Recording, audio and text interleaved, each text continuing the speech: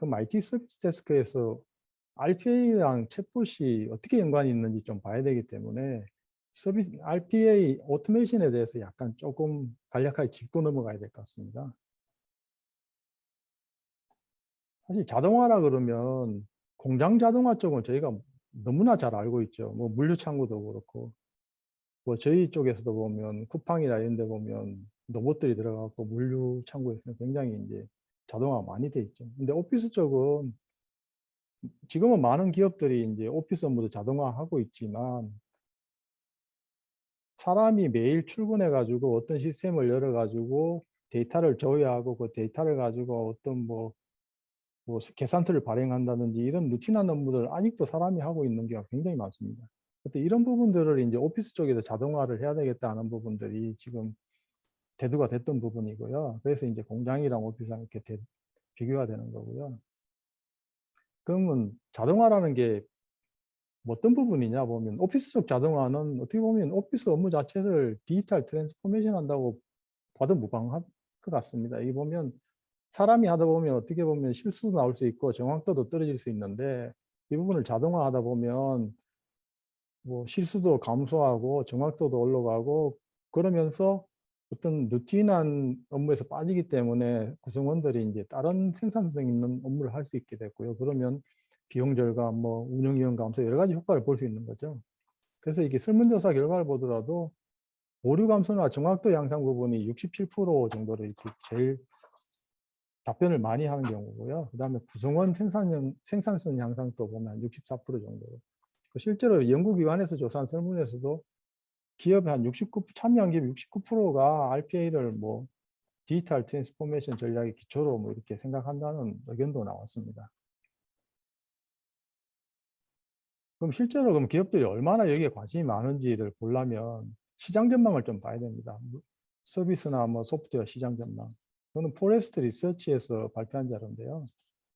RPA 관련된 서비스나 소프트웨어 시장을 보면 25년까지 뭐 각각 65억 달러 추정하고 있는데 실제 소프트웨어보다는 서비스라 하면 뭐 컨설팅, 교육, 개발, 구현 서비스 이렇게 되는 거죠. 이런 부분들이 시장이 더 규모가 크다고 보고 있고 주로 이제 IT나 재무 분야에서 많이 활용하는 것으로 나타납니다. 재무는 특히 데이터 입력 처리, 뭐 문서 수집, 계산서, 뭐 반복해서 이런 게 많다 보니까 그쪽에서 활용도 많고요. 실제 한국 IDC 설문에서도 61% 정도 IT 분야, 44% 정도가 재무 분야에서 활용한다고 이렇게 답변을 했었고요. 시장 규모나 이런 성장세만 보더라도 일단 RPA를 기업들에서는 굉장히 큰 관심사로 보고 있는 겁니다. RPA란 그러면 어떤 건지 간단하게 보면 이게 사람이 하는 거를 그대로 이제 기계가 자동화하는 소프트웨어가 해준다고 보시면 됩니다. 사람들이 출근해서 PC 앞에서 행하는 활동들을 이 시스템 변화 없이 그대로 이제 스크립트 형태로 만들어서 소프트웨어가 그냥 진행해 준다고 보면 되고요. 예를 들어 저희가 뭐 누군가의 업무가 출근해서 정보를 추출하고 뭐 다큐멘트나 뭐 시스템이든 간에 추출해서 그거를 뭐 엑셀 피보팅을 하든지 매크로를 돌려서 또 어떻게 보면 가공을 하고 그걸 다시 이제 어떤 시스템에 넣거나 아니면 그거를 메일로 문자로 해서 누군가에 보고하거나 이런 업무를 한다고 보면 그 자체를 그대로 스크립트화해서 이렇게 자동화시켜 놓으면 그게 어떻게 보면 RPA라고 보는 거고요. 이럴 때 그러면 사람은 이렇게 시스템에서 정보를 추출할 때 가공할 때 어떤 권한을 가지고 하지 않습니까? 어떤 시스템을 들어갈 때 권한을 얻는 사람은 접근이 안 되기 때문에 그런 권한을 이게 소프트웨어 로봇이 동일하게 가지고 이렇게 진행을 하기 때문에 어떻게 보면 사람하고 동일한 권한을 가진 구성원이라고 이렇게 인지하시면 될 것 같습니다. 그래서 RPA는 특징적으로 보면 사람이 하는 걸 그대로 모방했기 때문에 어떻게 보면 사람이 손으로 막 하는 거를 RPA 스크립트로 해서 그대로 그냥 진행해 준다고 보면 됩니다. 그렇다 보니까 기존 UI 레벨에서 그대로 업무가 수행이 되고 어떻게 보면 시스템이나 프로그램 경계가 별로 없는 어떤 업무 자동화라고 보면 되고요. 그리고 기존의 MIS나 이런 시스템들을 개발하면 대규모 개발 공수가 들어가고 기간이 들어갑니다. 그렇지만 RPA 이 부분은 그렇게 크게 변경이나 이런 부분이 필요 없고 개발 기간이 짧기 때문에 신속하게 어떻게 할 수 있는 특징이 있고요. 그리고 어떤 시스템을 개발한다면 시스템 명칭 안에 뭐 여러 가지 단위 기능들이 들어가 있지만 컨트롤 안에서 보면 어떻게 하나의 시스템입니다. 지금 RPA는 여러 가지 시스템을 거쳐서 어떤 로그인해서 뭐를 찾아내고 다음 시스템을 다시 로그인해서 뭘 찾아내고 하면서 여러 시스템을 거쳐서 하는 업무도 적용이 가능합니다. 그리고 앞장에서 잠깐 들어갔지만 이게 권한을 따로 RPA 보스에다 부여할 수 있기 때문에 조직별로 이제 맞춤형으로 개발도 가능하다는 부분이고요. 그럼 뭘 자동화할 수 있을까? 제가 볼 땐 여기 있는 장표에 있는 모든 내용은 거의 사람이 출근해서 할 수 있는 모든 거는 가능하다고 이렇게 보여집니다. 어떻게 보면 반복적인 기술 기반의 모든 업무 프로세스, 간단하게 복사 붙여넣기 아니면 그러니까 상담센터에서 누군가가 고객이 불만을 이렇게 접수시키면 그 불만 발생을 감지해 갖고 이렇게 슈퍼바이저한테 이게 자동으로 인계하는 이런 정도의 업무도 가능할 거고요. 다음에 사용자가 뭐 어플리케이션을 열어 갖고 로그인해서 계산하고 다시 닫고 하는 부분도 가능할 거고 대부분의 업무들이 이게 사람의 업무에 따라 다르겠지만 이게 사무직으로 있는 분들은 지금 여기 표현되어 있는 업무들 대부분 한다고 보시면 될 것 같습니다. 이런 부분들이 아마 자동화 가능한 영역으로 보여지고요. 그래서 에버레스트 그룹에서도 이렇게 이 표를 가지고 이렇게 RPA 자동화 가능 업무를 발표한 적이 있는데 대부분 보면 금융, 보험, 헬스케어, 제조, 통신 전 분야에 걸쳐 가지고 RPA를 할 수 있는 영역은 많다고 보고 있습니다. 이 중에서 특히 이제 금융이나 헬스케어 쪽에 할 수 있는 부분이 많다고 이렇게 보고 있는 거고요. 헬스케어는 최근에 특히 병원 관리 자동화 쪽으로 해서 뭐 많이 관심이 있는 걸로 이렇게 나타나고 있습니다. 여기 보시면 컨택센터도 여기 들어있죠. 컨택센터라는 부분은 IT 관점에서 보면 IT 서비스 데스크라고 되지만 모든 산업군의 컨택센터는 다 들어있는 상황이고요. 이 중에서도 여기 에베레스트에서 컨택센터에 좀 가능성이 높다고 본 부분이 뱅킹이나 파이낸셜이 있고 뭐 헬스케어 쪽이 있고 그렇습니다. 그러니까 RPA가 자동화가 어떤 게 쉽고 어떤 게 어렵냐 이런 부분들 좀 따져보면요. 자동화가 용이한 업무랑 쉽지 않은 업무는 서로 반대가 되는 개념이겠죠. 용이한 업무는 일단 표준화되고 규칙화되어 있어도 쉽습니다. 뭐 복사, 붙여넣기, 전송 등 단순 반복적인 거나 아니면 시나리오가 이렇게 일정하게 정의될 수 있는 거, 예외가 많지 않은 부분. 그다음에는 이제 물론 이제 정형화 데이터화가 되어 있으면 제일 쉬운 거고요. 그 중간에 이제 RPA가 스크립트가 진행하는 중간에 어떤 방해가 없어야 됩니다. 중간에 뭐 업무 대기를 하거나 뭐 어떤 결제가 있어 갖고 이렇게 중단돼야 되거나 이런 부분들이 있으면 약간 효과가 떨어지는 거고요. 그리고 변경 가능성이 별로 없는 어떤 정해진 가이드에 따라 그냥 수행해지는 그런 업무들이 가장 용이하다고 보면 되고요. 그러면 쉽지 않은 업무는 요거 딱 반대가 되는 거죠. 특히 2번에 보시면 중간에 의사결정이 필요한 부분은 안 되겠죠. RPA는 그냥 주어진 스크립트대로 진행하는 건데 중간에 누군가 판단이 돼야 된다면 그 부분은 어려운 거고요. 그래서 이 부분은 아마 뒤에 설명드릴 SK IT 서비스 데스크에 챗봇 적용할 때도 이런 부분들이 좀 가만히 돼서 분석이 됐습니다.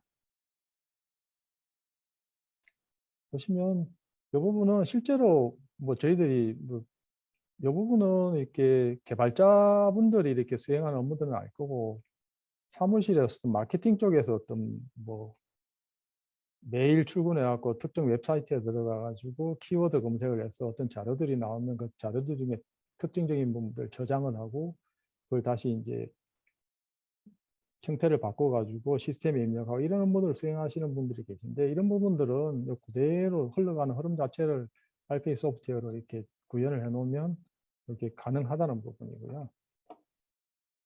실제로 회사에서 보면 요즘은 뭐 대기업들은 대부분 보안 문제 때문에 로컬 PC를 잘 안 쓰고 이게 VDI를 많이 씁니다. 실제로 RPA가 로컬 PC 안에서 VDI를 접속해서 로그인해서 들어가서 어떤 이런 업무를 수행하는 것까지도 다 구현이 가능합니다. 지금 그렇게 돼 있고요. 그래서 RPA가 단순해 보이지만 생각보다는 좀 파워풀하다고 보시면 됩니다.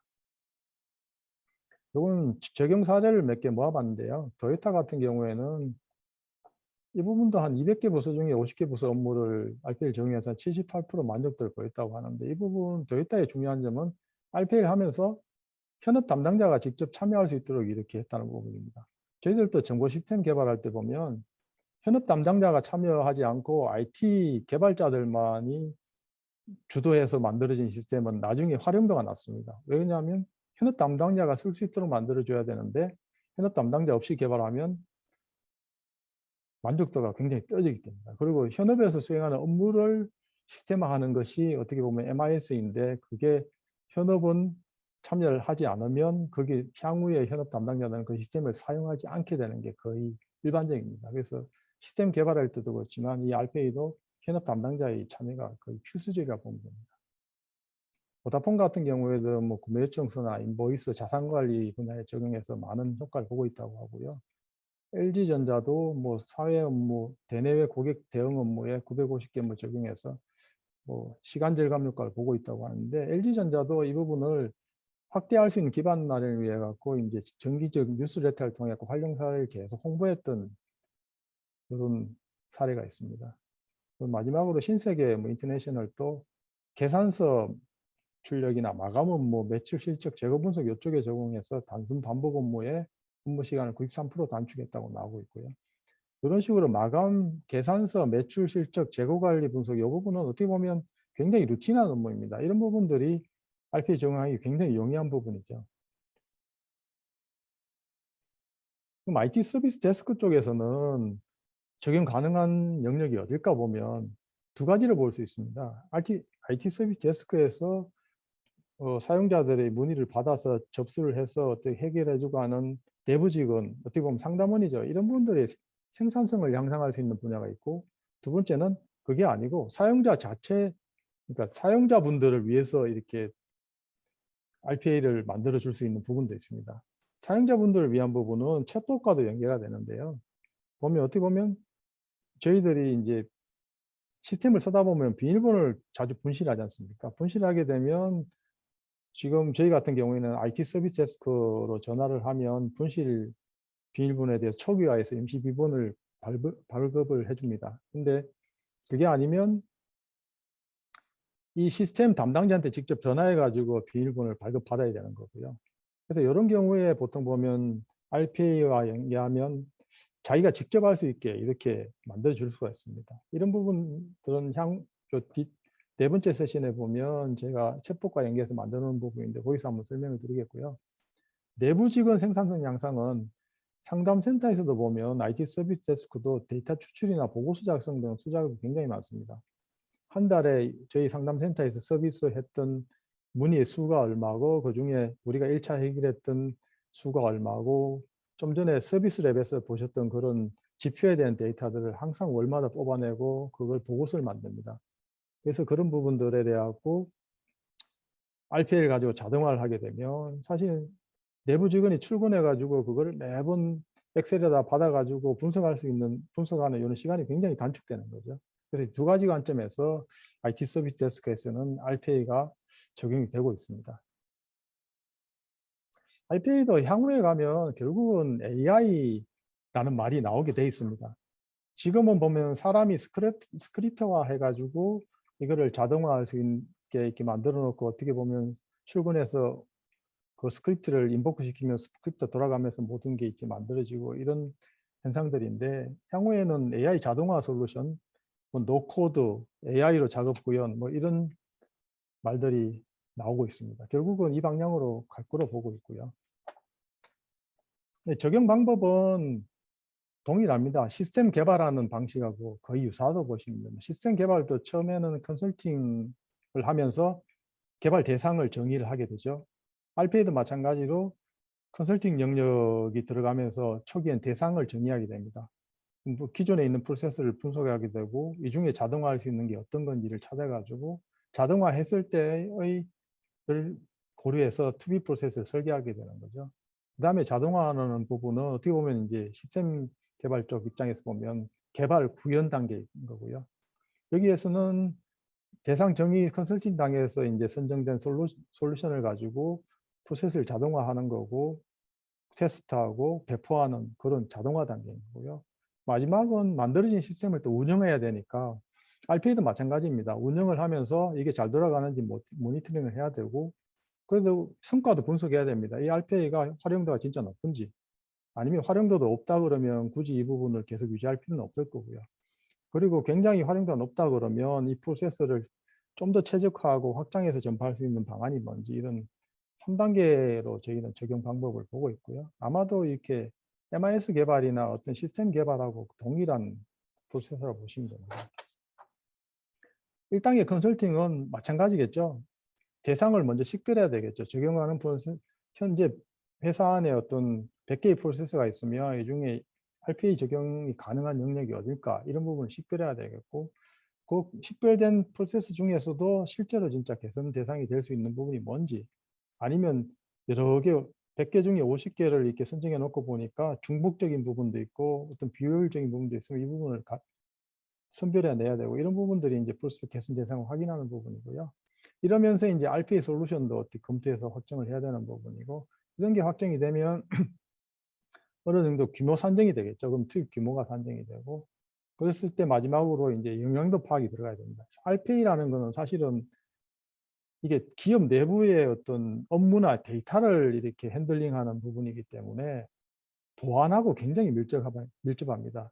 대형 시스템을 만들 때는 모든 보안 소프트웨어도 들어가고, 뭐 PC단에도 보안 소프트웨어 들어가고, 모든 부분 접근 제어도 하고, 이런 부분이 암호화도 되고 다 들어가지만, RPA는 이게 단순히 개인의 업무나 어떤 부서의 업무를 RPA 한다고 해가지고 보안을 신경 안 쓰게 되면 실제로 내부 데이터나 이런 부분들이 유출될 가능성이 생겨버리기 때문에 보안 관점에서 굉장한 분석이 돼야 되는, 영향도 분석이 돼야 되는 부분입니다. 그리고 이 부분이 다 되면 이제 이행 계획이 만들어져야 되겠죠. 솔루션 통합, 이 부분은 이제 스크립트를 만들고 좀 커스터마이징하고, 그다음 중요한 부분은 이제 이걸 가지고 사용자 변화 관리. 실제로 이거를 RPA 자동화한 프로세스를 사용하는 사용자분들한테는 교육을 시켜줘야 되는 부분도 있고, 하여튼 이런 부분들까지 망라해서 컨설팅 단계에서 일어나는 과정이고요. 아마 대부분의 큰 시스템들 개발할 때는 이 부분이 항상 들어가게 되어 있습니다.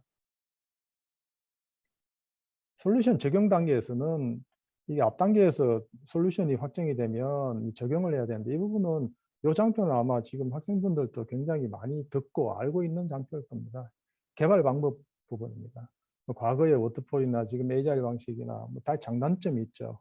워터폴 같은 경우에는 초기에 대부분 분석과 설계를 만들어 놓고 이제 순서대로 개발해 나가는 부분들이고, 에이자일은 그게 아니고 중간중간에 이제 변화와 피드백을 받아들여 가지고 약간의 이제 좀 스프린트 단위로 이렇게 반복적으로 하는 부분들이기 때문에. 근데 이제 앞서 말씀드렸지만 이게 RPA를 가장 쉽게 할 수 있는 업무들이 표준화, 규칙화, 예외가 작고 정형화, 변경 가능성이 낮고, 이런 부분들이라고 했는데, 이런 부분들은 이 장표에서 정의된 걸로 보면 워터폴하고 거의 흡사하죠. 요구사항이 매일 상세하고 명확한 경우, 변화가 작고 유동성이 낮은 경우. 그래서 이거는 RPA를 무조건 워터폴로 가야 된다, 이건 아니고요. 이게 이제 RPA도 업무를 프로세스를 자동화할 때 규모가 큰 경우도 있고 아니면 작은 경우도 있고 이렇기 때문에 이거는 상황에 맞게 확인을 해야 될 걸로 알고 있습니다. 그 솔루션 적용 단계에서는 지금 학생분들도 프로젝트를 하신다니까 이 부분들은 아마 눈에 익을 걸로 알고 있습니다. 뭐 프로세서 설계를 하고 단계에서 보면 단위 스크립트 설계하고 RPA 부분에서는 통합 설계, 테스트 시나리오, 스케줄링, 구현 단계에서는 실제로 스크립트 구현하고 보정하고 단위 테스트 단계 통합 테스트, 환경, 이런 부분들은 뭐 시스템 개발이랑 그 유사하다고 보시면 됩니다. 중요한 거는 이 과정에서 마지막에는 꼭 사용자 교육 부분, 변화 관리가 들어가야 된다는 부분.